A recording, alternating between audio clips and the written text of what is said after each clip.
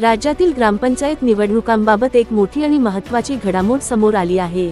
महाराष्ट्र राज्य निवडणूक आयोगाने ग्रामपंचायतींच्या आरक्षणाबाबत नव्याने प्रक्रिया राबविण्याचे आदेश जारी केले आहेत। सर्वोच्च न्यायालयातील प्रलंबित प्रकरणे आणि आरक्षणाच्या 50% मर्यादेबाबतच्या नियमांच्या पार्श्वभूमीवर हा निर्णय घेण्यात आला आहे। आयोगाच्या आदेशानुसार नागरिकांच्या मागास प्रवर्गासाठी राखीव जागा एकूण जागांच्या 27% राहतील, तर अनुसूचित जाती, अनुसूचित जमाती आणि मागास प्रवर्ग यांचे एकत्रित आरक्षण 50%पेक्षा जास्त असणार नाही।